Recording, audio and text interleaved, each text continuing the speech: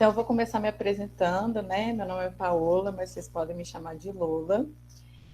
Eu sou estudante de teatro na UFSJ e sou uma mulher puri, que se você colocar pela nomenclatura, né, por essa classificação que se fazem das pessoas, eu sou considerada um povo originário, né? O puri significa um povo dessa terra, nativo. Eu acho que muitas coisas a gente pode dizer hoje, por causa dessa mesa, de todas as questões, mas eu acho que o recorte inicial que a gente pode provocar e começar a conversar é a respeito do feminino, né? Do fato da gente estar numa pandemia e dos impactos que isso podem acontecer. Eu e Raquel, a gente conversou, então eu vou falar como se eu estivesse conversando com vocês aqui mesmo. A gente conversou hoje inicialmente porque as realidades são muito diversas e isso tem que ser pontuado, né? Na realidade indígena, por exemplo, a gente tem indígenas aldeados, indígenas isolados, indígenas em área urbana, né? Então todas essas identidades se encontram em lugares diferentes, né? São mais de 305 povos, falando mais de 274 línguas diferentes, e isso vai resultar nos impactos também diferentes em relação à realidade que estamos hoje, né? Então, por exemplo, a questão da vacinação, e a gente falar sobre as mulheres, né, e a vacinação, eu acho que entra um pouco sobre isso também. Quando a gente fala quem vai ser vacinado, quem não vai, por que tem prioridade os povos originários, né? As mulheres, elas vêm num levante, né, muito grande em relação aos direitos, em relação a todas essas questões, né, que muitas das vezes passam pelos lugares assim de luta, mas que são invisibilizados tanto quanto os povos, né? Então, chamo a atenção para vocês para isso inicialmente, para essa invisibilização dessas mulheres, desses corpos, né? Que foram violados ao longo da história e que continuam sendo violados, talvez de formas diferentes ou de formas iguais.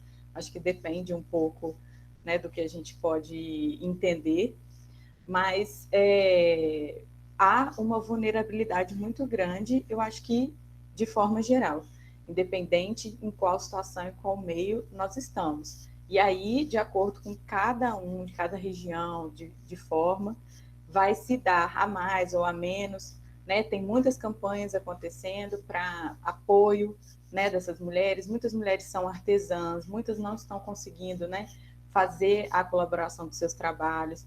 Tem uma quantidade muito grande de pataxó, por exemplo, em Belo Horizonte, né, que fazem aquela feira e que não estão conseguindo fazer, né, esse movimento. A gente tem uma comercialização muito grande de artefatos, né, de coisas que os povos fazem e que as mulheres fazem também junto. Tem povos, inclusive, que vendem máscaras com grafismo, com questões dos povos.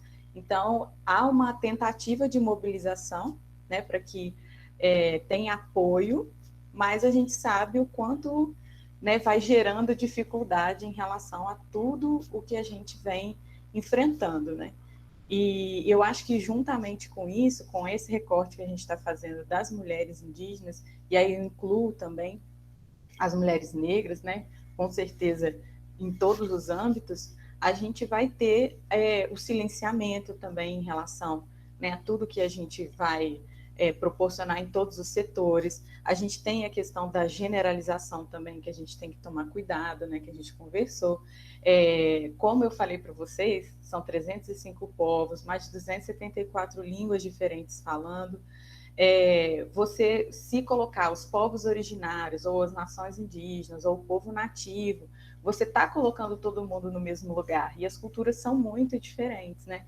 Eu não posso falar pelo povo puri, que dirá pelas nações originárias e que dirá pelas mulheres, né? Então, a gente vai passar pelo nosso lugar de história, né? Nosso lugar específico, para que um pouquinho da nossa realidade e da forma como a gente pode ir conversando vai se apresentar. Não sei quanto tempo a gente tem para falar, eu prefiro deixar a Raquel se posicionar também e a gente vai dialogando, acho que é melhor. Então, boa noite. Eu sou a Raquel. Eu sou psicóloga, né? Cursei psicologia na UFSJ e atualmente estou cursando mestrado em psicologia também na UFSJ.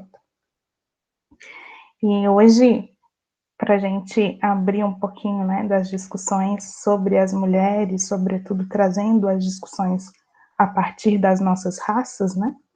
E aí eu reitero a fala da Lula, né, que é difícil a gente falar por todas, né, mas nós estamos aqui tentando falar a partir da nossa visão, né, da nossa vivência, da nossa experiência e daquilo também que a gente consegue partilhar a partir daquelas pessoas que estão próximas a nós.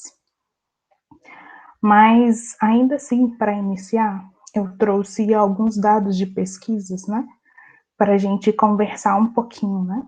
E Lola traz a questão das índias artesãs, né, que não têm conseguido trabalhar, e eu queria voltar um pouquinho antes da pandemia para a gente pensar um pouquinho. E aí todos os dados que eu vou dizer, né, são de pesquisas, né, realizadas entre 2014 e 2019, né, então, que é o anterior ao início da pandemia, né. E aí, essas pesquisas mostram, né, que as mulheres, né, nós mulheres, somos a maioria nos serviços de um modo geral. Sobretudo nos serviços que se inserem saúde, educação, limpeza, o comércio essencial de um modo geral. Então, com isso, né, quando vem a pandemia, se as mulheres são maiorias nesse serviço, né, elas estão mais propensas a estar mais suscetíveis, né, ao vírus, né? Mas, ao mesmo tempo, as mulheres, sobretudo negras, né, e de outras raças que não brancas, são maioria também nos serviços não essenciais, como cabeleireiros, artesanatos, manicure e vários outros serviços, né, dizendo desse aspecto. E aí, com isso, também tornam a maioria que não conseguem trabalhar, né, perderam o emprego ou até não têm mais clientes, né, para que elas possam ter sua renda nesse momento. E aí, por outro lado, com a paralisação das aulas presenciais, as mulheres, em sua maioria, ficam responsáveis pelo serviço doméstico, que aumenta estando mais gente em casa, as crianças estando há mais tempo em casa. E além do serviço doméstico, de cuidar das crianças, às vezes cuidar de uma pessoa idosa, também tem a questão das aulas das crianças, que também, em sua maioria, as mulheres assumem esse lugar. E estando mais tempo em casa, aumenta a violência doméstica, né, que até 2009 nós podemos perceber que o sistema público, né, que apoia as vítimas de violência, né, estavam sofrendo vários cortes orçamentais. Então, não conseguia dar o suporte necessário às vítimas de violência. E aí, com a pandemia, isso aumenta ainda mais. E aí, entre 2014 e 2019, a taxa de serviços informais, principalmente, ela aumenta, né, com relação aos anos anteriores. E as mulheres, os serviços informais das mulheres negras, né, então as mulheres negras, 45% das mulheres negras estão nos serviços informais. Já as mulheres brancas, né, é um número um pouco menor, mas também alto, 32%. E o desemprego, né, das mulheres, né, também estava em um número muito alto, né, chegou em 2019 o desemprego das mulheres negras, né, a taxa de mulheres negras chegou a 34%, enquanto de mulheres brancas, 22%. E aí, pensando em todos esses aspectos, né, e aí, só para a gente iniciar a discussão, e aí devolvo também a palavra para a Lola, para alguém que também que gostaria de trazer, né, nesse sentido, como que as mulheres não brancas entram na pandemia?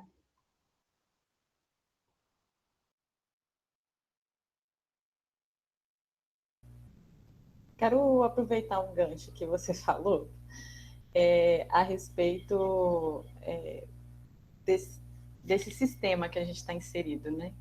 Muitas das vezes as mulheres indígenas estão à parte, né? Há uma imagem de passado, mas também é uma realidade porque a organização, né, dos povos se diferenciam. Então a gente tem um sistema que a gente conhece hoje, mas não é o único sistema que existe, né? No país, por exemplo. Então, a gente sempre tem essas discussões, sempre essa questão do lugar e como se trabalhar com isso. Né? Então, eu aproveito a fala da Raquel e digo que as mulheres indígenas estão em todos os lugares. Então, elas estão na universidade, elas estão em trabalhos formais e informais, né? Elas estão nesses setores todos que Raquel falou, de saúde, né, educação, e muitas das vezes a gente não é identificada como indígena ou como povo originário. Então, eu acho muito interessante e importante a gente colocar também nesse lugar, né, do que seria um trabalho, né? Porque aí a gente cai naquela situação de... Porque é tão pesado, né, Raquel, quando a gente fala de serviços essenciais e serviços não essenciais. Porque, por exemplo, em muitas culturas, o essencial também não é. Porque aí, por exemplo, se a gente confecciona uma coisa essencial, elas vão ter outras coisas, não só a essencialidade delas. Então, vão ter detalhes, vão ter beleza, vão ter estética, vão ter vários elementos que vão fazer parte daquele universo.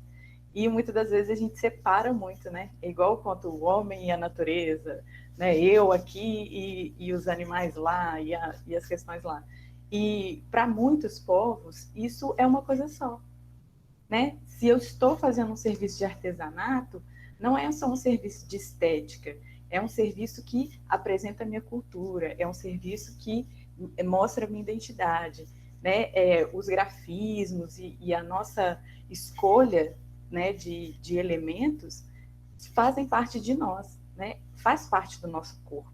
Então, faz parte do que a gente precisa para sobreviver, então é necessário. Então, é muito interessante, me faz repensar quando a gente fala sobre, né, esses lugares e papéis e formas de ver que são únicos, né?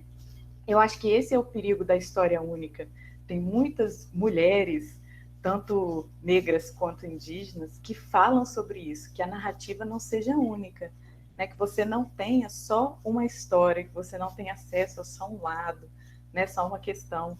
Eu e Raquel, a gente conversou muito isso, a gente está aqui dialogando, conversando e aprendendo, né? A gente não está aqui para trazer uma verdade absoluta, nem, né, trazer pontos essenciais e só esses existentes, mas na verdade é esse lugar mesmo de pensar, de raciocinar. Será mesmo que é só esse modo de vida que é possível, né, ou que é aceitável? Né? Será que eu só consigo dessa forma sobreviver ou trazer o que é essencial para mim? Eu acho que passa muito por esse caminho. E falando em estatísticas, né, eu quero aproveitar, falar sobre datas, questões históricas, aproveitar porque esse bate-papo, né, essa roda de conversa está acontecendo por causa do mês, né? Por causa de uma data específica do Dia Internacional da Mulher e todas essas questões que a gente está fazendo esse recorte aqui das mulheres. Mas a invisibilização é tão grande que o Dia Internacional das Mulheres Indígenas é um outro dia, não é 8, né? E sim dia 5 de setembro. E eu queria só deixar aqui como a título de informação para vocês que essa data, né, foi conjuntamente pensada por causa de uma mulher indígena, a Bartolina Cisa, que num conflito que teve, ela é da etnia Quechua, num conflito que teve lá no alto do Peru, ela foi esquartejada. Então, esse marco ficou muito forte, né, na lembrança, na memória, e fez com que esse dia se tornasse um dia de luta, um dia de reafirmar a identidade das mulheres indígenas, né, de repensar esse lugar das violências, dos sequestros, né, de todas as coisas que foram acontecendo ao longo da história, e para a gente também conseguir ter acesso, né, a mais coisas específicas de cada povo que vive aqui, né? Raquel falou brilhantemente os ribeirinhos, né? Então outras caboclas, né? São também denominadas, vêm desse lugar indígena e que muitas vezes porque até hoje as mulheres indígenas, né, de uma maneira geral, elas são colocadas no lugar de transição. Então você é por enquanto, mas aí se você sair da sua aldeia, se você se relacionar com uma pessoa que não é indígena, ou se você deixa de ser, né? E ser é muito mais do que isso. Eu acho interessante também a gente pensar um pouco sobre. Não sei se eu estou me excedendo, mas não sei se tem alguma pergunta, se alguém quer falar alguma coisa em relação ao que a gente está dizendo até agora. Vou deixar vocês bem à vontade.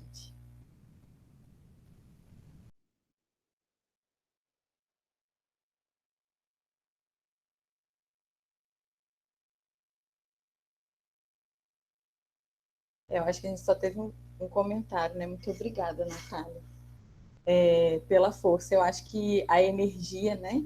Ela precisa chegar até nós para a gente continuar conversando e se fortalecendo, porque não é fácil, né? Discutir todas essas questões. Eu acho que a gente pode falar um pouquinho sobre o silenciar, né, Raquel? O que você acha? Porque falando um pouquinho da minha história, né, que a gente falou que ia passar pela história para poder chegar em todas essas questões que a gente está conversando agora, desde muito nova, né? Isso foi ventilado na minha família. Nós somos puri. E essa minha ancestralidade, ela veio seguida das mulheres, né? Então a gente tinha a minha trisavó, né, que é a Maria Josefina, ela conta para minha bisavó, a vovó Anitta, que são puri, né, e que ela foi tirada dos seus, foi sequestrada, violentada, né? E aí, vovó Anitta conta para minha avó Edith, que conta para minha mãe, que conta para mim. E a informação chega para mim assim, ó, nós somos puri. E eu falei, e aí, o que é ser puri? Eu era criança quando eu escutei essa história, e eu acho que eu levei como outras histórias que eu escutei ao longo da minha vida. E aí, mais velha, entendendo, eu sempre estudei e nunca fiz essa ligação de que os povos originários, Puri era uma das nações originárias. Eu sempre achei que fosse uma característica da minha família. Eu falei, a gente é diferente e tal.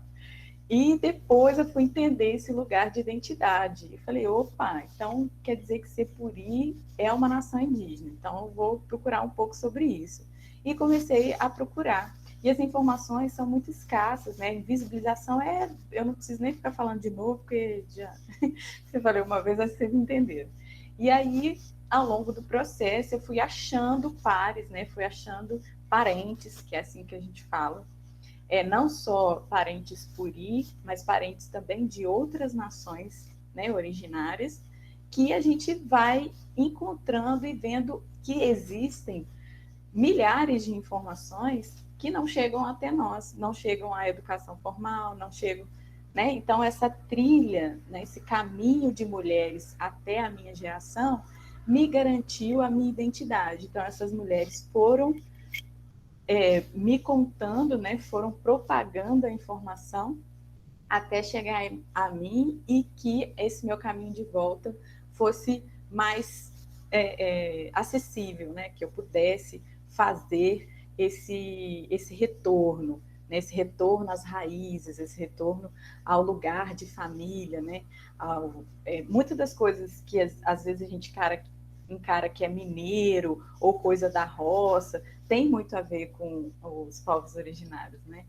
Então, falei também com Raquel e eu acho muito interessante que os nossos discursos se encontram, né? Então, quando a gente fala da história dos povos originários, a gente tem impacto direto na história do povo negro, né? E vice-versa também. Então, eu acho que a gente tem um pouco isso em comum, esse silenciar, né? Foi crime, né, os povos originários falarem sua língua. Vocês imaginam para as mulheres isso, né? Como que é o impacto. E agora, na pandemia, tudo isso piora, porque a gente é um povo coletivo. A gente precisa estar, a gente só é quando somos. Então, na pandemia, isso tudo desequilibra, né? Então, todas as questões da nossa identidade muda, porque você precisa ter contato de uma outra forma. E aí a gente fala de acessibilidade, a gente fala sobre as dificuldades, né? Se temos dificuldade, né, estando em lugares que você tem como, se tiver dinheiro, ter acesso a isso, imagine lugares que às vezes, né, não tem esse acesso tão tranquilamente.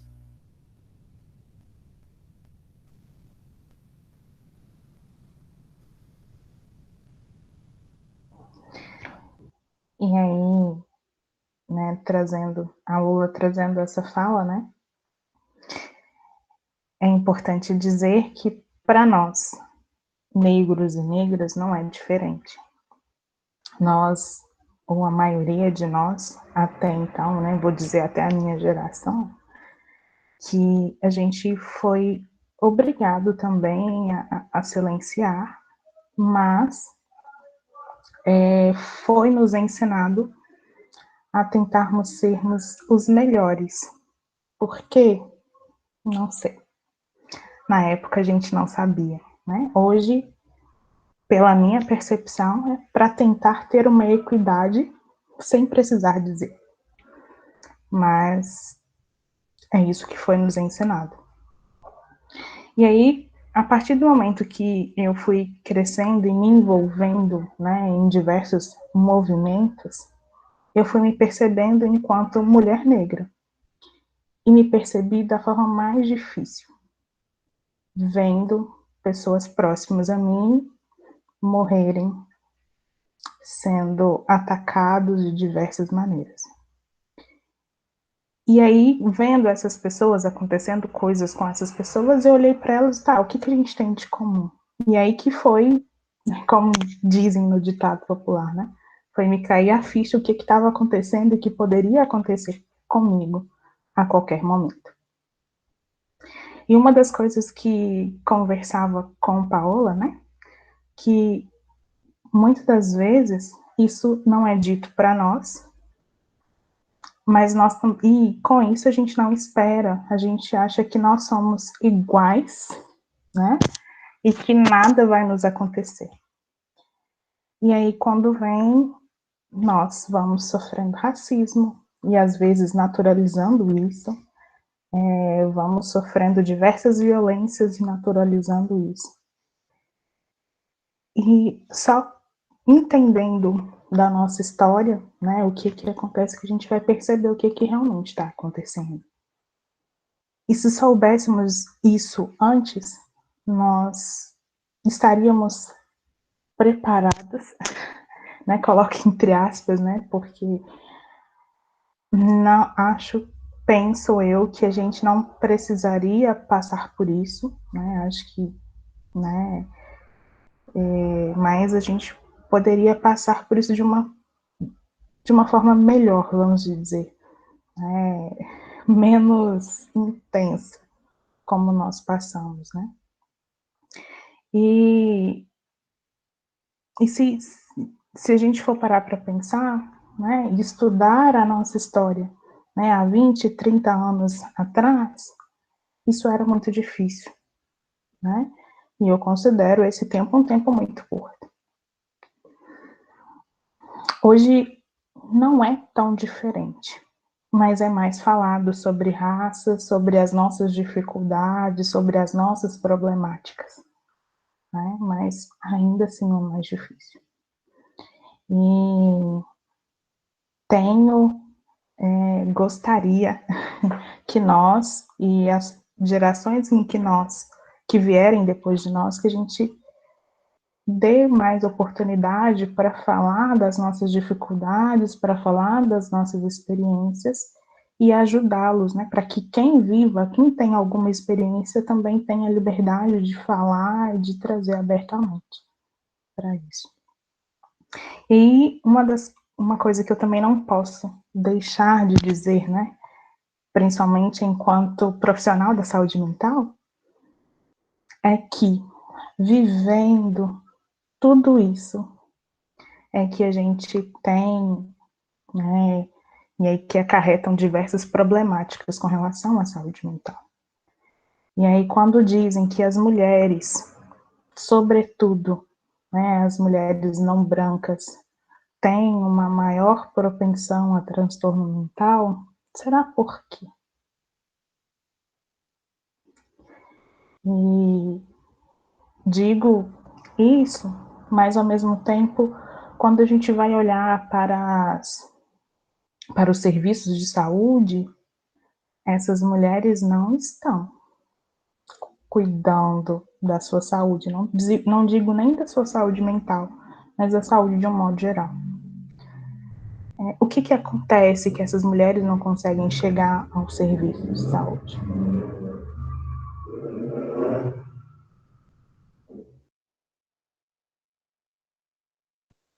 Falar sobre saúde é muito complicado, né? Se você colocar na perspectiva das mulheres indígenas, são muitas, tudo que eu acho que eu vi muitas lideranças indígenas falarem isso, né? Muitas lideranças mulheres também falando sobre isso, e eu quero trazer aqui para vocês não como uma fala minha, mas como uma fala de muitas pessoas assim que vêm observando a pandemia, né?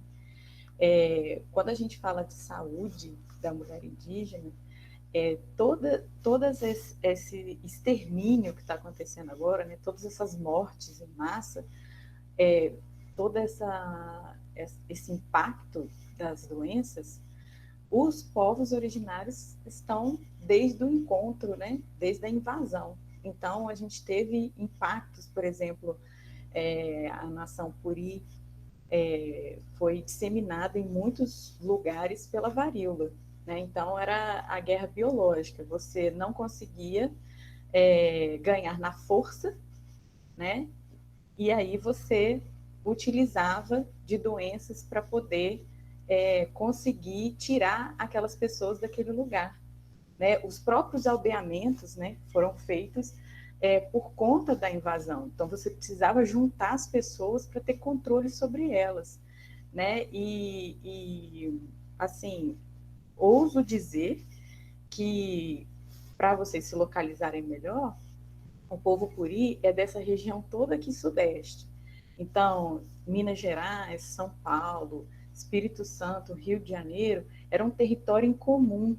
Não era que as pessoas não tinham um lugar. Todo esse território era, né, ocupado por vários povos e também, né, pelo povo Puri. Então, era uma região já conhecida, era uma região já utilizada. Então, é muito complicado quando você fala dessas questões que estão acontecendo agora, pandêmicas, né? O Ailton Krenak tem uma série que chama Guerras do Brasil, não sei se vocês já viram, está disponível na Netflix. Tem um filme também fantástico, chama A Febre, também está disponível na Netflix, que fala muito sobre a temática indígena. E aí o Guerras do Brasil, o primeiro capítulo é a invasão portuguesa, né? Que não foram só os portugueses que tiveram aí todo essa problemática aqui, outras nações também, França, né? Holanda, enfim. E aí, quando aconteceu todas as problemáticas, o Ailton, ele fala muito sobre isso. Agora está chegando até vocês, né? Essa problemática toda. E aí? O problema está com vocês. Vocês vão fazer o quê? Ele faz essa problematização, porque, né, nós já estamos lidando com isso há muito tempo. E aí, tentando, né, nesse lugar. Uma coisa que eu queria deixar clara, né? Eu acho que essa narrativa entra na miscigenação, né? A gente falou muito isso, eu e Raquel, pensamos muito desse lugar de pureza, né? Que não existe, né? Vamos tirar isso da nossa cabeça, da nossa mente, que as identidades são, a relação é um pouco diferente. É a relação com as raízes mesmo, a relação com o povo, pertencimento, né? Não só com quem é mais ou menos, sabe, identidade. Eu acho que não é bem por aí, não. E sim o nosso envolvimento, e sim o nosso pertencimento mesmo ao povo, né? E eu acho que cabe muita frase. Tem uma médica, ela chama Miriam, ela foi a primeira cardiologista indígena a se formar aqui. E ela fala muito, ela tem um texto muito bonito que ela fala: a mãe do Brasil é indígena, né? Vocês dão mais atenção ao pai bastardo, ela ainda usa essa expressão, ao pai bastardo português, mas a mãe da gente, ela é indígena. Então eu acho muito forte, impactante essa relação que ela cria, né? E desse espaço de resistência também, ela estando, né, nessa linha de frente, né? Ela está ativamente na pandemia, atendeu muito, né? Ela é guarani, uma médica assim que vem desse lugar também de decolonizar, né, os ambientes, assim como eu falei para vocês, de repensar formas de viver, de repensar também formas de curar, de repensar também formas de tratamento, né, dessa saúde, tanto, né, que Raquel brilhantemente lembrou, a nossa saúde mental, que é extremamente importante, e que a gente realmente está no fundo assim das profundezas nesse momento agora, né? A ansiedade muito grande, essa questão. Também quero compartilhar com vocês um ensinamento de muitas pessoas, Daniel Munduruku fala isso também, algumas pessoas específicas indígenas, sobre a relação do tempo, né? Quando a gente fala presente, passado, futuro, e aí, muitas das vezes, quando a gente fala o futuro das mulheres, tanto as mulheres negras quanto as mulheres indígenas, na pandemia, como que vai acontecer, né? Muitas filosofias indígenas têm esses dois momentos, que é o presente, que a própria palavra fala, né? Se é um presente é porque tem que ser algo vivido agora. O passado é a nossa memória, né? Essa história que a gente não pode esquecer, né? Essa história importante para a gente se afirmar, estar com o mundo, estar no agora, né? Mas o futuro ele não existe, né? O futuro ele pode acontecer, pode ser que você chegue amanhã, pode ser que a humanidade chegue amanhã, mas pensando no presente, eu acho mais importante esse debate nosso, né? As mulheres estão como agora? Né? Como que a gente pode fazer a situação agora? Como que eu posso melhorar? Como que eu posso revisitar esse lugar? Então, eu faço essa provocação para vocês e, e é isso. Não sei como que a gente está organizada de tempo, nem de espaço, então, se vocês quiserem participar, fiquem à vontade.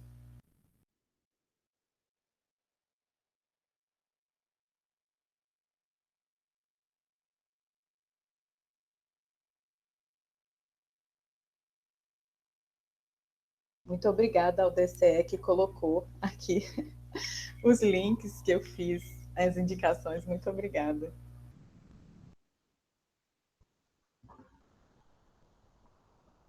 Luísa, você quer abrir o microfone?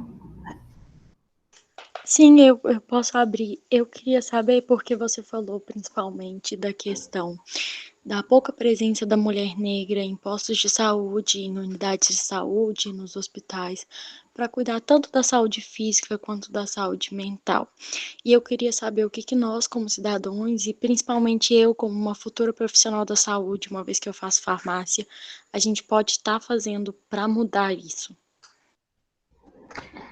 Acho que a grande questão é nós lutarmos, né, por políticas públicas e políticas públicas eficientes. Porque, na maioria das vezes, as políticas em que nós estamos inseridos, elas não estão, de fato, abertas para toda a população. E aí, falando da nossa realidade, né, de São João del Rei, né, como que os profissionais de saúde, né, têm aberto as portas dos serviços para atendê-los, para acolhê-los. E quando se abre essas portas, né, e eu estou falando da nossa realidade aqui a partir daquilo que eu conheço ou que eu conheci até então, né, não se via a pessoa de um modo integral, né, se ela chegava lá com o pé todo ferido, ia cuidar desse pé. É importante? Sim, mas é também importante ver a pessoa enquanto de fato um ser social, né? Então, ela é muito mais do que aquele pé. O que aconteceu com ela para que aquele pé tivesse ferido? Né? Será que são condições de trabalho? Será que são outras questões?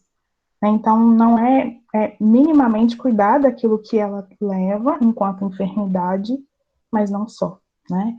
É aquilo que a gente estuda enquanto saúde pública, né? E que é uma prioridade que, inclusive, está na Constituição, né? De olhar o ser como um ser integral, né? E quando se vê, né? E é muito diferente o tratamento quando chega uma pessoa pobre, né? E quando chega uma pessoa com um pouco mais de posse. E quando a pessoa também entende o que ela está indo ali cuidar, e de pessoas que realmente não entendem daqueles procedimentos. Então, são diversas questões, né? E principalmente a barreira que há para se chegar nesse espaço, né? Os serviços de saúde, eles tendem a ser disseminados nas comunidades, nos bairros. E aí, se a gente for olhar, por exemplo, também na região de São João del Rei, todos os bairros têm uma estratégia de saúde da família? Será que as pessoas conseguem chegar, de fato, aonde deveriam ir para cuidar de sua saúde? Não sei se eu consegui te responder, Luísa. Conseguiu sim, muito obrigada.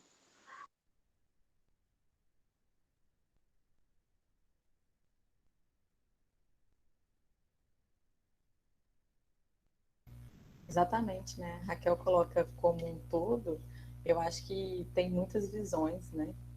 Que a gente chama de cosmovisão, que trabalha isso, que traz esse lugar do todo, né? De tratar a alma e também o corpo para conseguir chegar num elemento, né? Em algo mais eficiente para a gente mesmo.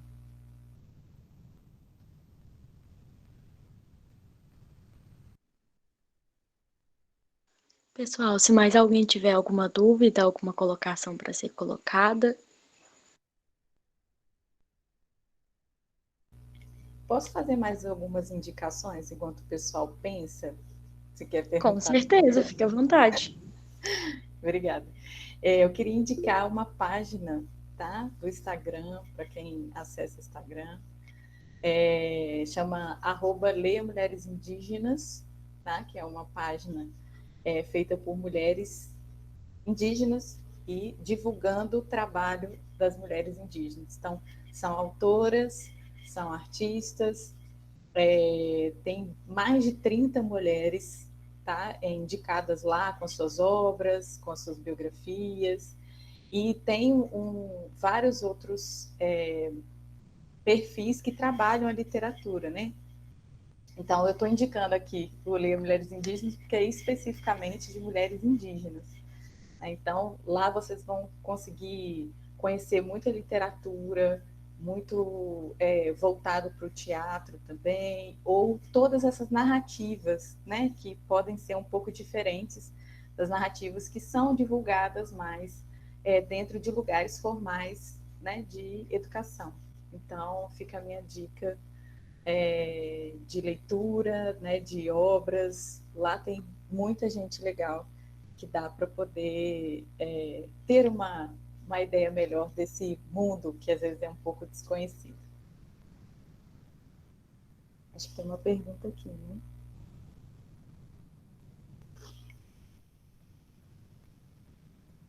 Quer que eu faça, Raquel, a pergunta para você?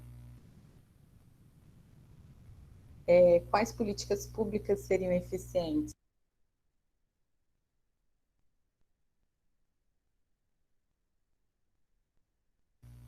Seu... Desculpa, o microfone estava desligado. Mas vamos dizer que todas, né? Por quê? As políticas públicas estão aí para cuidar de quem? Né? Quais as políticas públicas que temos hoje? E pensarmos também quais poderiam ter. A gente não tem que pensar em uma, mas a gente pode pensar em várias. E não pensar só naquelas que existem até então ou que em algum momento existiram, né? Mas quais nós podemos criar e quais nós podemos fomentar também.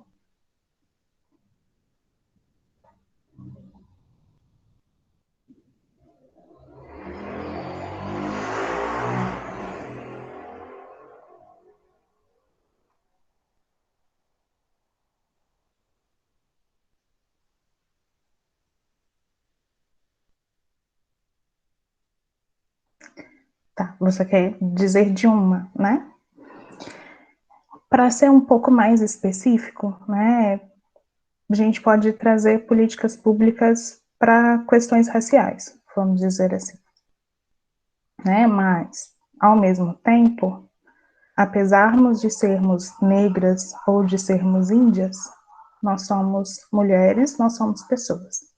E aí a gente vai precisar também de estar em outros espaços, de outras políticas, né? Que seja para a juventude, que seja políticas públicas para criança, para idosos, né? Mas de uma maneira pontual, né? Mas uma política pública que cuide de maneira integral, né? Das questões raciais, vamos dizer assim. Mas nós não somos só a nossa raça. Né? Eu acho que é isso que a gente precisa pontuar, nós somos muito mais do que isso. Né? Então, por isso que eu digo todas, nesse sentido que eu quis dizer. Eu não sei, Lula também pode me ajudar com isso. Lula também estuda política, né, Lula? Assim, eu acho que todo mundo, né? Estudar de alguma forma. Mas eu acho tão complicado a gente falar sobre políticas públicas, porque eu vou ser um pouco polêmica. Por exemplo, quando a gente fala de política pública, você precisa de um órgão, né, ou de pessoas que viabilize não, mas assim, que coloque isso de alguma forma para funcionar, né? Então você tem a criação daquele lugar e você precisa que aquilo funcione de alguma forma. Então eu vou pegar um órgão aqui, por exemplo, a FUNAI, né? Que seria a fundação. A própria fundação que era para cuidar dos indígenas, primeiro que continua utilizando nomenclaturas, terminologias que, né, já são ditas e reditas muitas vezes, que não representam os povos originários, que não, né, não é esse lugar que a gente quer se encontrar. Então, a própria criação da FUNAI, né, é um pouco complexa, porque foi feita para o controle, não para ajudar. né? Então, como que você tem um órgão que dificulta a sua identificação, que dificulta o levar dos tratamentos, né? Que eu estou falando atualmente, tá, gente? Não estou falando da história inteira. Mas, assim, atualmente dificulta, é complicado, você não tem as políticas colocadas em prática e muitas modificadas também, prejudicando essa população específica. Então, assim, para você ser indígena, você precisa estar aldeado e, se for isolado, melhor. Mas aí, se você precisa de atendimento, o atendimento não chega lá. E não adianta, não venha com essa conversa de que, ai, mas vocês têm que se virar sozinhos. Vocês não estavam aqui sozinhos? Estávamos sozinhos, mas agora não estamos mais. Então, todas as doenças, mazelas e problemas não se desapareceram porque estamos, né, num lugar mais isoladamente. Então, você tem, por exemplo, aldeias em Yanomami que, em plena pandemia, você está com problemas seríssimos, né, de exploração da terra. Você tem políticas que dizem que você pode, sim, apesar dos indígenas estarem ocupando aquele espaço, você pode explorar a terra, os minérios, né, o garimpo, e aí você, como, gente? Né, uma coisa não conversa com a outra no sentido do que eles querem pregar para que aquele território seja indígena. Então, outra coisa, né, o território não é daquele povo, né, que o território, quando você tem demarcações de terra, aquelas demarcações de terra são para você viver naquela terra, mas aquela terra oficialmente não é sua. Não tem o nome do cacique lá, né, no documento da terra e falando, olha, essa terra... Não, né? Então eles podem ter problemas com essa demarcação a qualquer momento. Isso é uma política, né? Isso é um direito, é um benefício. Então, é complicado a gente trabalhar com essas questões. Quando a gente fala dos órgãos públicos, quando a gente fala das políticas públicas, muitas das vezes não é escutado quem era essencial ser escutado. Quando a gente fala da educação, é a mesma coisa, né? Você tem 50 políticas públicas, 50 coisas que você deve fazer, mas os professores não são consultados, né? Ou às vezes faz aquela consulta só para, né, alguém ver e dizer que fez aquela consulta, mas não está levando em consideração realmente aquilo que os profissionais que estão ali todos os dias a realmente fazer a diferença o que se fala, né? Hoje a gente tem alguns representantes indígenas na política, né? Mas são poucos, são muito poucos. Não dá conta de tudo que é necessário fazer.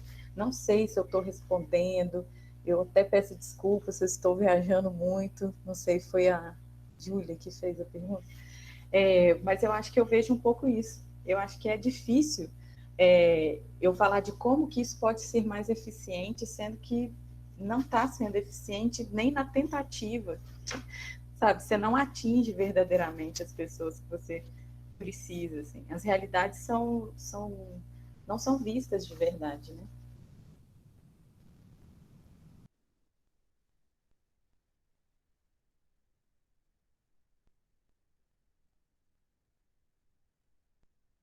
Acho que tem uma aqui para mim, hein? Tem uma aqui para...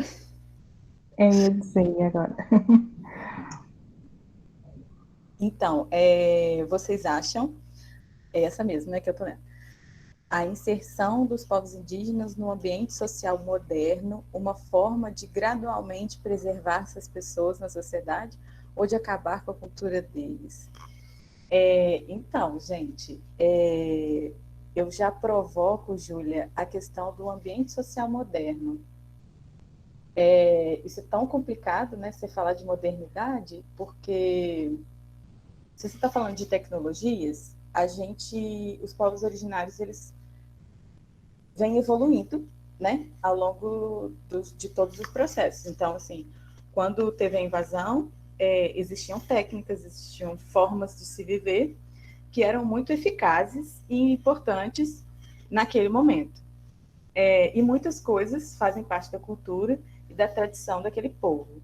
Só que a cultura e a tradição daquele povo não vai deixar de existir se ele utilizar de tecnologias atuais. Então, por exemplo, eu estou usando a internet para conversar com vocês. Pode alguém estar numa aldeia utilizando outras coisas, né? Moderno na Organização Social Europeia, beleza. Eu acho que o apagamento, Júlia, já aconteceu, né? Muito forte. Você tinha mais de 1.000 povos, né, registrados, assim, quando houve a invasão. Então, muitos povos simplesmente não existem mais, né? Então, esse processo da resistência, né, dos que estão agora, eu acho que as violências são muito mais perigosas do que você falar dessa forma moderna social. Já foi imposto o modelo europeu para nós, né? Tanto é que quando eu falo assim para vocês, a gente não pode ter uma história única, é essa história, né? A gente na escola recebe qual história? O que você estuda na escola? É a voz do povo originário? É eles contando para você que foram invasão? Não, tanto é que se usa a palavra descoberta. Então, essa violência já acontece o tempo inteiro, né? O tempo inteiro que a gente está aqui pregando determinadas colonizações, que são colonizações até hoje, elas podem prejudicar de alguma forma. Mas a gente está num momento que a gente não pode simplesmente se recusar a fazer certas coisas por achar que vai perder a cultura ou não.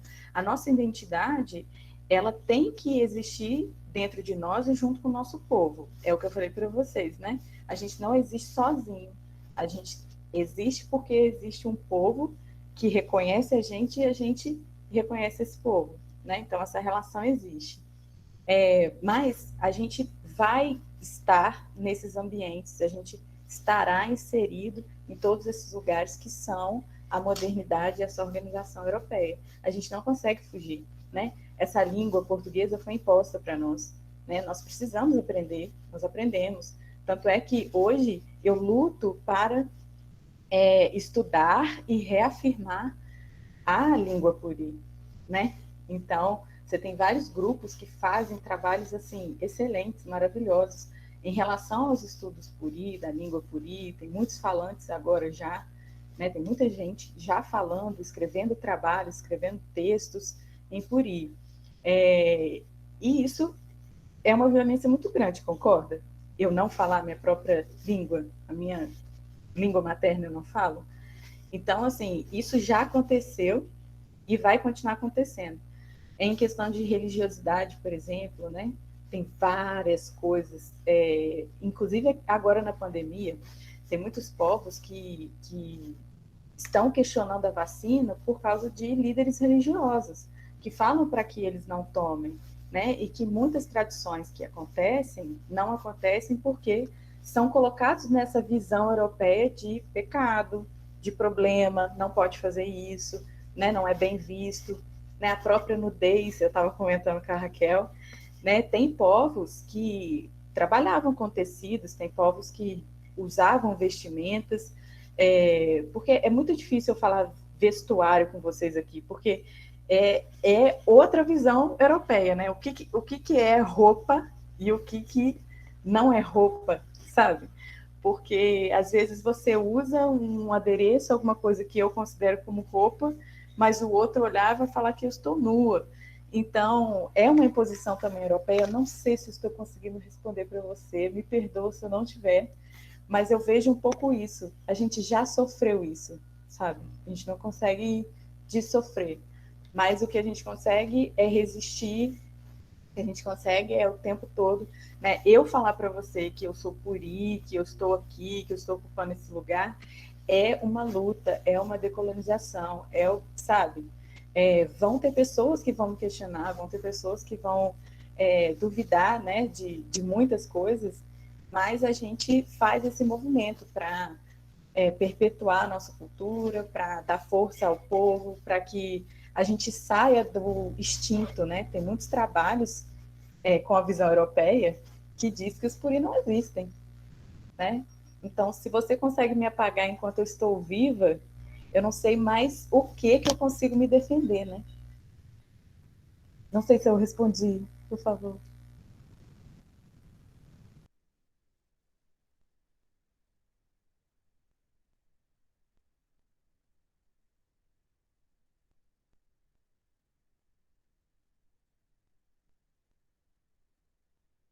Parente Isaías falou aqui também, ó. E temos que nos cuidar também quanto a visões anacrônicas em relação aos povos indígenas, no que tange a essa interação com a sociedade ocidental, além das culturas estarem em constante transformação. Letícia também falou que somos humanos, portanto adaptáveis, né? As coisas vão mudando. Eu não tenho como saber exatamente como seria caso se não tivesse acontecido esse encontro ruim entre 1500, mas com certeza a gente está em constante mudança. Tanto é que se você for estudar, por exemplo, nações muito próximas, né, Puri, os Krenak, os Machacali, são considerados do mesmo tronco, né, as línguas são parecidas, então foram povos que acredite-se que eles foram ou muito próximos ou mesmo em algum momento. E aí houve essas modificações, né? Natália, você havia falado no chat que queria fazer uma pergunta, se quiser abrir o microfone? Sim, eu queria. Eu acho que eu vou ligar minha câmera também, porque eu acho que a gente fica mais próximo. Boa noite, gente. Queria agradecer muito o espaço, assim. A minha internet está super instável, mas só que eu consegui acompanhar bastante e foi muito bom, assim. Na verdade, eu acho que vocês trouxeram muitas coisas incríveis, assim, politizaram muito a vivência de vocês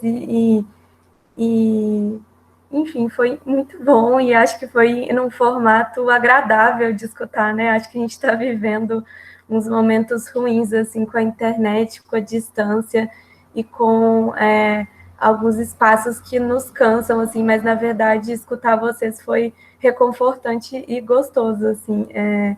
Então, obrigada demais, eu acho que aprendi muito. E aí fiquei pensando algumas coisas, assim, eu acho que teve uma pergunta que não lembro quem fez, sobre política pública, né, que foi um pouco direcionada para Raquel, e Lola também trouxe algumas contribuições, e eu fico pensando, na verdade, na limitação dessas políticas, assim, na verdade, porque, como Lola disse, elas estão dentro de uma gestão, né, assim, e dentro de um controle estatal que não nos serve. Então, entendo muitos limites, assim, da gente ficar sempre pensando em política pública como uma resolução total de tudo que a gente vive, de desigualdade e de opressões, assim. E aí, acho que eu nem me apresentei, né, porque eu fiquei até nervosa, porque foi tão bom escutar vocês. Mas eu sou Natália, assim, eu estudo na UFSJ e eu faço medicina, assim, e, na verdade, dentro da medicina eu me encontrei muito dentro das lutas pelo SUS e alguns outros movimentos que traziam dentro deles um conceito que, para mim, é incrível, que chama determinação social do processo de saúde e doença, que é entender que existem determinações dentro da nossa estrutura social capitalista, né? E acho que Lola traz muito da colonialidade também. E eu, enquanto mulher, assim, tento muito pensar nesse lugar da colonialidade em cima dos nossos corpos, mas ainda mais dentro dos corpos de mulheres indígenas e negras, né? Faço o meu TCC, assim, que é tipo um projeto que a gente termina e meio que serve como TCC, sobre pensar o aborto dentro da saúde no Brasil, tentando decolonizar esse processo e de pensar o porquê da ilegalidade do aborto, assim, né? E acho que para pensar em aborto, a gente tem que pensar também em toda essa história que vocês dizem, assim, de qualquer história que a gente ouve dentro da nossa formação, e qual é a real, né? Porque a gente nasceu e se construiu enquanto país dentro de estupro de mulheres negras e indígenas que foram obrigadas a ter filhos, enfim, e depois de uma super exaltação do que seria o embranquecimento da população, né? Então é excluir essas mulheres e esses corpos o tempo todo, assim. E eu acho que vocês trouxeram tudo isso tão bem no que vocês disseram, assim, mas era só o que eu queria contribuir um pouco, assim, era para pensar isso, assim, hoje, enquanto pessoa que estuda saúde e vê essas desigualdades e opressões diretamente voltadas para o adoecimento, não consigo ver a gente tendo saúde de uma forma coletiva, que eu acho que Lola trouxe isso muito bem, assim, da coletividade, né? Sempre que eu escuto pessoas de povos originários, essa coletividade que me encanta, assim, que eu acho que a gente não consegue nem sentir enquanto brancos, assim, sabe? Infelizmente, assim. E aí, na verdade, eu queria perguntar um pouco nesse sentido, assim, para Lola, no aspecto de que esse encanto que eu tenho muito pela coletividade e o que se tem de bem viver dentro dos povos originários, né? Se isso diferencia, assim, se você percebe nitidamente a sua construção enquanto mulher, sendo muito mais respeitada dentro de um espaço, assim, que coletiviza e que pensa nessa coletivização e que pensa na Terra de uma forma muito diferente da gente, assim, dentro desse processo colonizador. E aí, para as duas, de como que dentro desse sistema, assim, dentro desse infeliz capitalismo e dessas opressões que sustentam o sistema, a gente consegue, de alguma forma, dentro do cuidado, enquanto profissionais de saúde, acho que Raquel exerce muito isso, né? Fazer um cuidado que seja decolonial e que seja antirracista também. E que a gente consiga, né, fazer esse cuidado integral que a Raquel trouxe tão bem na fala dela, assim. E aí era isso. Muito obrigada mesmo pelo espaço, eu amei, assim, eu acho que acrescentou muito na minha vida e na minha formação.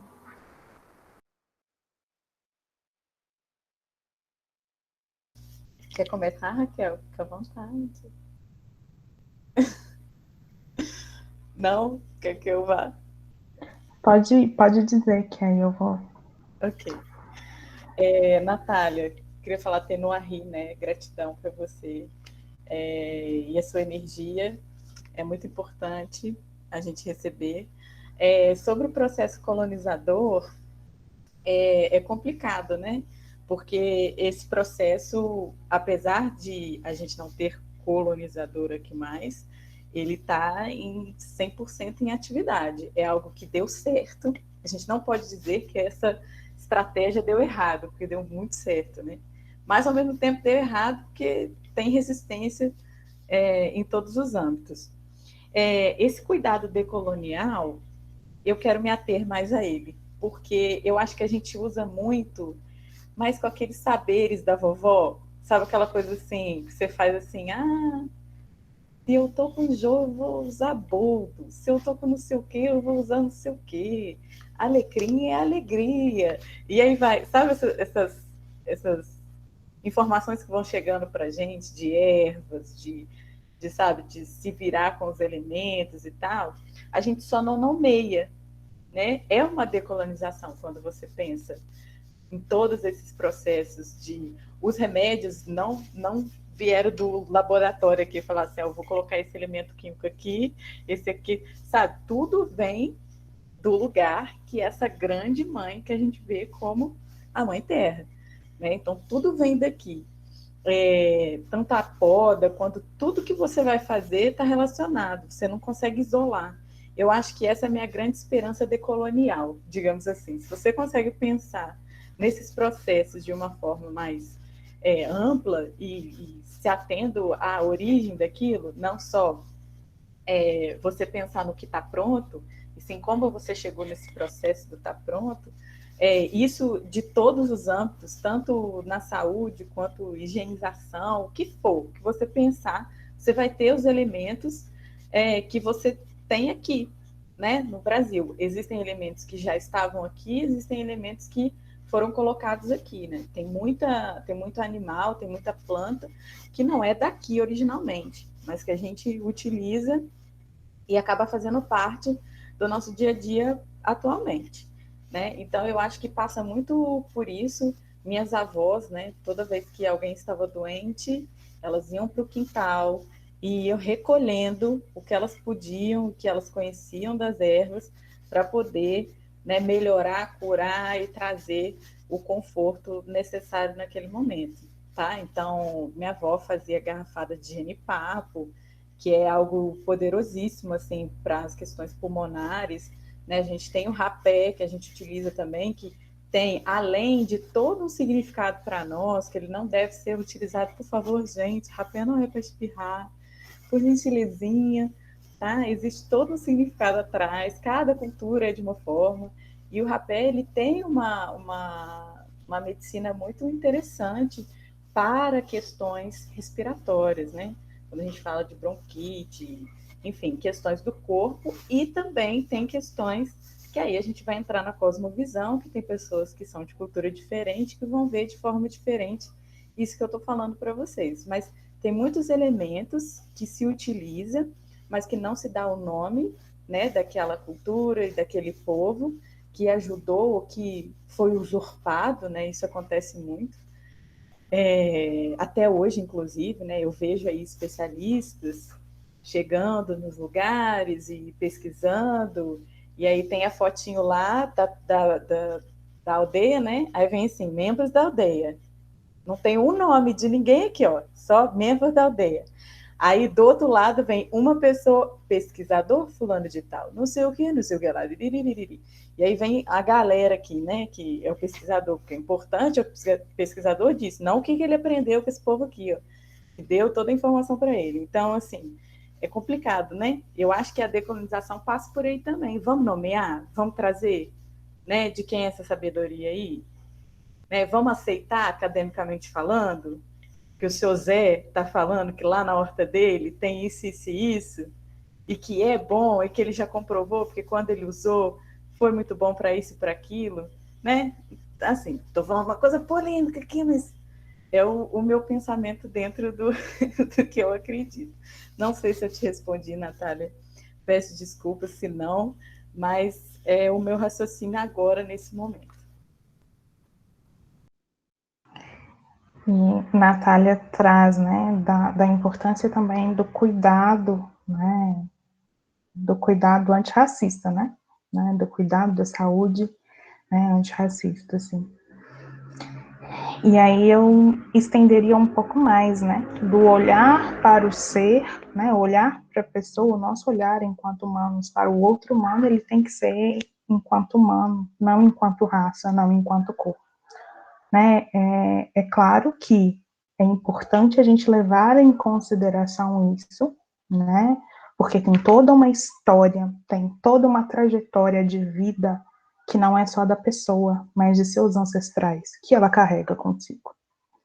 Né? Então, é importante que nós tenhamos, todos nós tenhamos um olhar de pessoa para pessoa, com uma história, com uma trajetória, né? Que ela traz tudo ali consigo, né, e aí eu volto, né, eu sempre gosto de dizer, eu falo isso porque eu pesquiso saúde pública, né, a formação do psicólogo para atuação na saúde pública, né, e aí eu fico encantada com o que está no papel, né, em questão das intervenções colocadas dentro da saúde pública, desse cuidado integral, da equidade, né, desse olhar, e que na maioria das vezes não se é.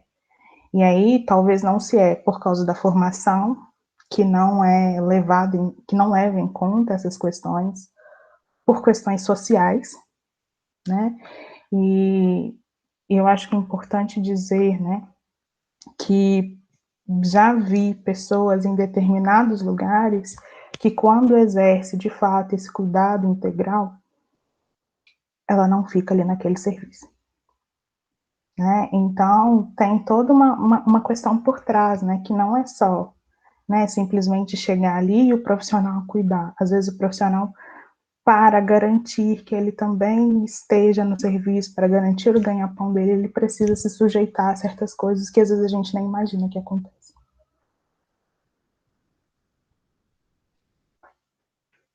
Então, acho que a gente tem que olhar de pessoa para pessoa, de humano para humano, né? Acho que é o mais importante em todos os espaços, em todos os lugares.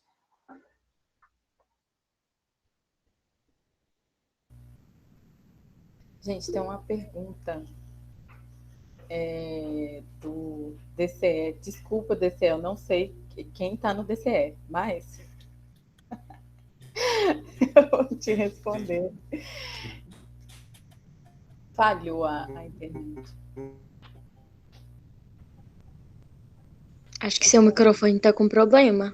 Tô só escutando os ruídos, pelo menos. Isso, eu também, Luísa. Eu vou desligar a câmera porque a internet aqui tá muito ruim. Ouvi. Agora melhorou um pouco, né? Ouvi. Mas então, é porque eu queria, talvez até para a gente também caminhar para o final. Sim. Porque a Luísa já falou que está dando o nosso horário.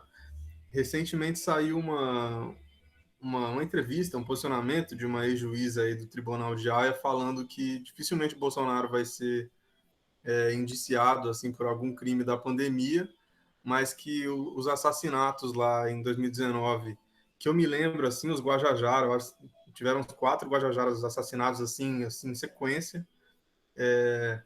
E aí eu queria perguntar para as duas, na verdade, para a Lula e para a Raquel, porque a gente também teve 2020 George Floyd, todo aquele levante do movimento negro e antirracista, perguntar o que vocês acham dessas denúncias a tribunais internacionais e qual que é o caminho da luta, assim, né, do antirracismo e de uma resistência, né, a esse governo e a esse Estado que assim, tem deixado os nossos povos, a cada dia mais a pandemia revela, né, o quanto a gente está num nível ainda pior de sofrimento, assim, do que a população. Queria saber qual que é o caminho, o que vocês acham dessas denúncias aí.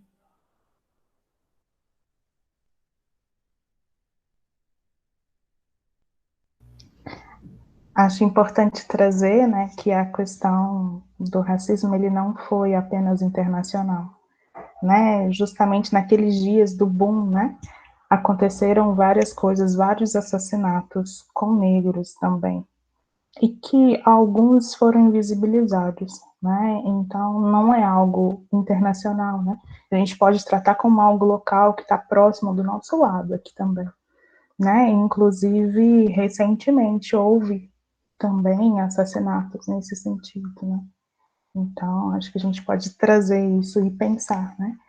E é importante também que nós pensemos, né? O que a gente quer pra gente, né? Será que nós estamos pensando em comunidade ou que nós estamos pensando individualmente, né? Porque às vezes a gente fala, é aquele lá, não me afeta, né? Mas, e aí? Né? E aí uma das questões também que lembrei agora a partir da sua fala, e vou trazer isso, né? Que uma das maiores interferências da pandemia nas mulheres é exatamente o número de mortalidade também, né? Porque digo isso porque as mulheres perdem seus filhos, perdem maridos, pessoas da família ou os parentes, né? Como a Lula traz, né? E isso afeta, né? E às vezes não é só da vivência dela, mas da vivência de alguém que ela conhece, né? Que ela sente tanto quanto também. Então, isso também são questões que nos afetam, né? Mas se tratando, né, dessas questões de politicamente, né, do nosso presidente, acho que a gente precisa, sim, se atentar aos fatos minuciosos, que às vezes a gente acha que não são importantes, não são relevantes, eles podem nos ajudar a entrar com causas contra ele, contra o governo dele, né? Ou pelo menos mostrar e apresentar para a sociedade o quão necessário é não trazermos pessoas como ele nas próximas eleições também, né?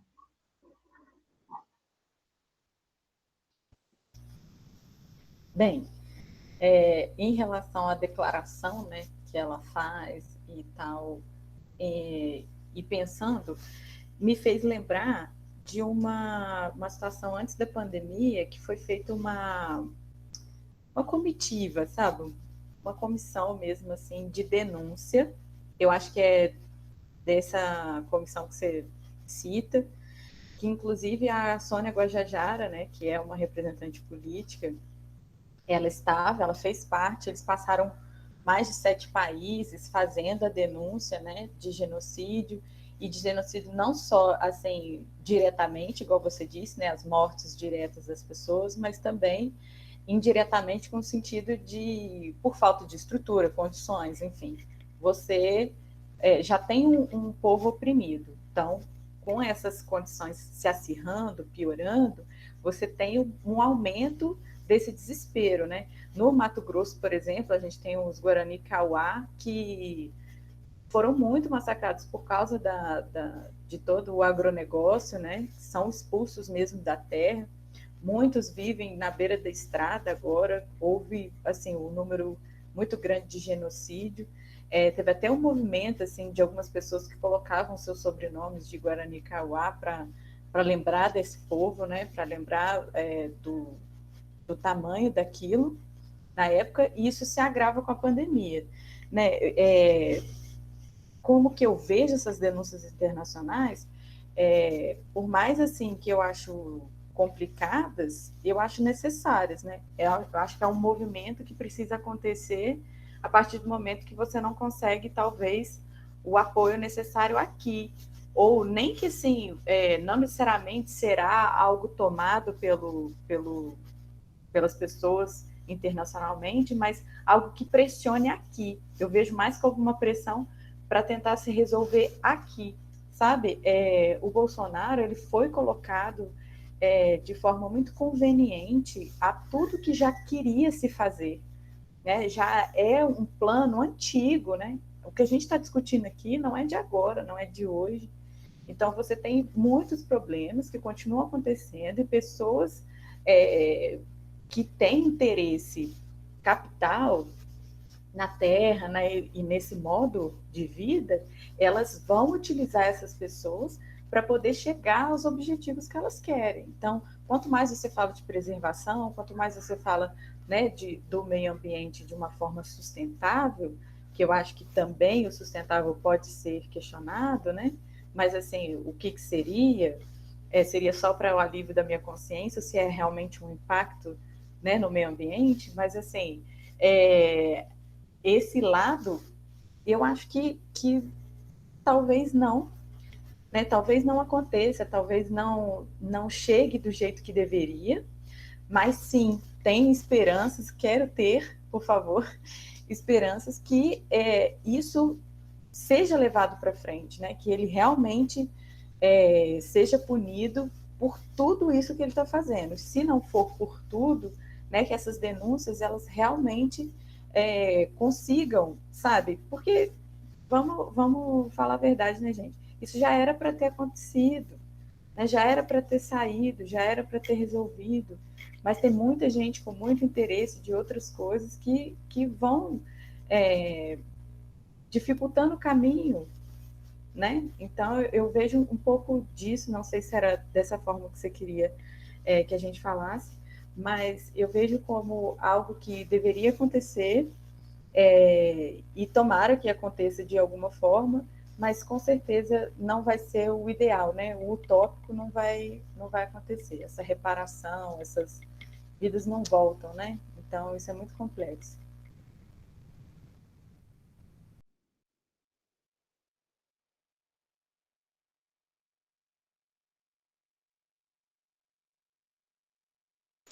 Pessoal, gostaria de saber se alguém tem mais alguma dúvida, mais alguma colocação antes da gente encerrar.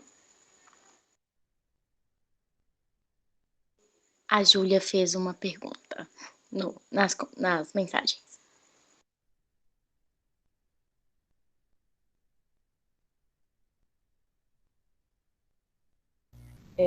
Será acho que é para mim, né? Ou a Raquel também pode se manifestar, tá, Raquel? Ok. Então, se eu sou a favor da reforma agrária, sou a favor da reforma agrária. Só que a luta dos povos é um pouco além. Por exemplo, vamos falar do MST, né? A luta do MST, ele se encontra com os povos originários em muitos sentidos. Tem muitos indígenas que, inclusive, fazem parte ou que você tem muitos cursos, faculdade, enfim, né, do MST, e que tem esse diálogo amplo, né, tem essa ligação mesmo entre essas organizações. Mas o objetivo da Terra é diferente, né? Quando você fala de comercialização e quando você fala de viver a cultura dentro da terra. Então, é um pouco diferente esse viés, mas sim, eu acho que eu sou a favor, além disso, além da reforma agrária, eu sou a favor da demarcação de terra. Precisa acontecer, né? Já passou da hora. Muitos lugares, inclusive que são aldeamentos, que não receberam a vacina, por exemplo, na pandemia, porque não está oficialmente demarcado. Padre Brito, em Barbacena, é uma comunidade puri, né? Mas não é uma terra ainda demarcada, é uma terra que está em processo, é uma terra que, né, as pessoas estão em autoafirmação e identidade lá. Então, eu sou a favor, não sei se te responde, Júlia, mas eu sou a favor da demarcação de terra. E que, se essa demarcação precisa fazer, e um dos elementos é a reforma agrária, sim, que ele aconteça, né? Que elementos possam acontecer para que as demarcações possam ser garantidas de alguma forma.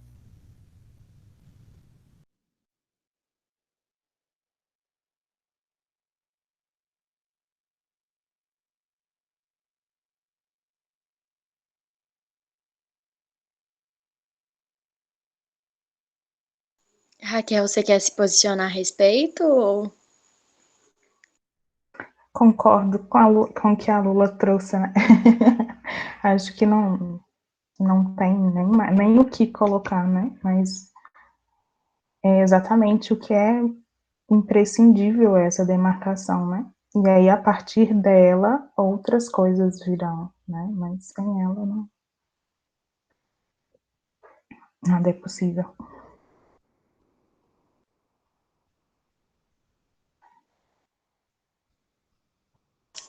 Então, pessoal, eu agradeço a participação de todos, agradeço muito Lola, agradeço muito você, Raquel, vocês foram excepcionais nas falas, agregaram muito a gente, vocês de verdade arrasaram. Muito obrigada a todo mundo que esteve presente, lembrando que no sábado vai haver mais uma roda de conversa do 8M, então a gente espera a presença de todos vocês e muito obrigada novamente. Eu que agradeço, né, a oportunidade de estarmos juntos e conversarmos um pouco, né? Lembrando que nós também, eu me coloco nesse lugar de aprendiz, né? Então, nós estamos aprendendo enquanto também vamos conversando, né? Me despeço e reitero a fala de Raquel, né? Estamos todos juntos, somos coletivo e vamos aprendendo um com os outros, sim, e as nossas falas vão mudando, sim, porque, né, o ciclo da vida é esse.